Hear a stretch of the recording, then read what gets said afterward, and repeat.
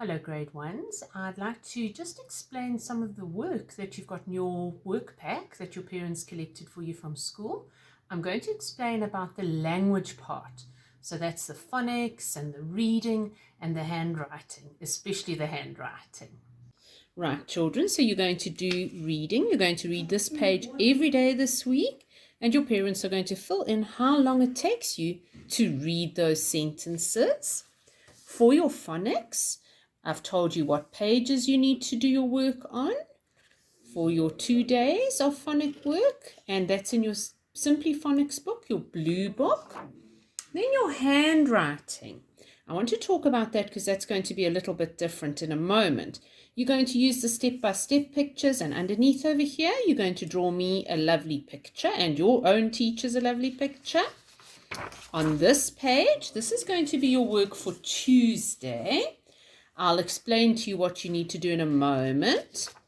This page, the one that if you look at the bottom says week 1, day 2, is going to be your work for Wednesday. It's tracing. Trace the pattern, trace the letters, trace the words, and finish off with a pattern at the bottom. And on Thursday, you're going to do the one at the bottom that says week 1, day 3. It's tracing, but I stopped before the end. You're going to have to trace and then carry on. Trace and then do the letters on your own. Trace and write the words on your own. Do the best that you can with that one on Thursday. And on Friday, you're going to see how clever you are. Can you fill in some missing words? You're going to need to look at the pictures and then see what word do you think is missing as you read the sentence for each picture. Now I want to talk to you in a little bit more detail about the work that you are going to do on Tuesday. All right, it's this one. And it talks to you about writing and drawing a head, tummy, and tail in these lines. I'm going to show you exactly what I mean. All right, children, so I want to talk to you about this page. You can see I've already done some work on it. You are going to be asked to draw the head, tummy, and tail, of a little kitty that if you'd been at school, we would have shown you. We use the head, the tummy, and the tail to help us write our words and letters correctly on lines.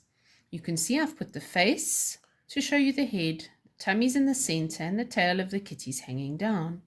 We use the tummy to show us where to draw letters that are small, like an A or a K or an A, and they touch from the top of the tummy line to the bottom of the tummy line. We use the head to help us write the tall letters, and we start from the top of the headline and we go all the way to the bottom of the tummy line. It takes up 2 spaces.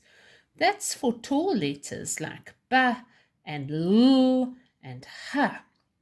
The tail line helps us write letters that have a hanging tail, like this G.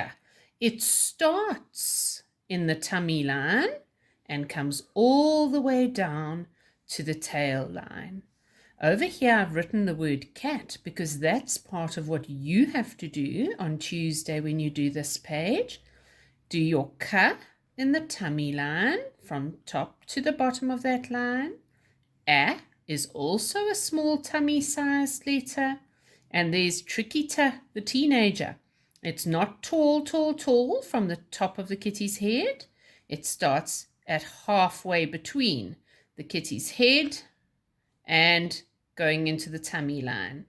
You are going to draw the head, tummy, and tail, head, tummy, and tail, and you're going to write the word cat. You can also color in your little kitty picture to make it nice and interesting. I would just like to show you this page where you can see that I have written all the small letters and they all are in brown to match the tummy of the kitty.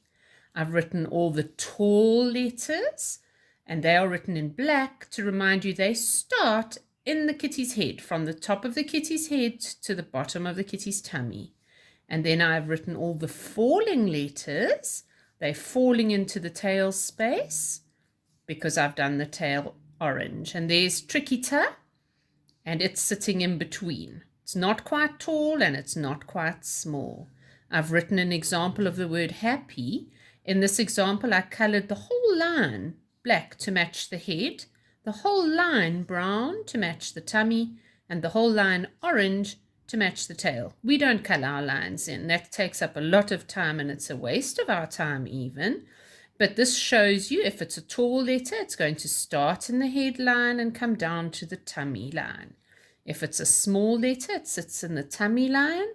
If it's a falling letter, it shares the tummy line and the tail line. I hope that helps you.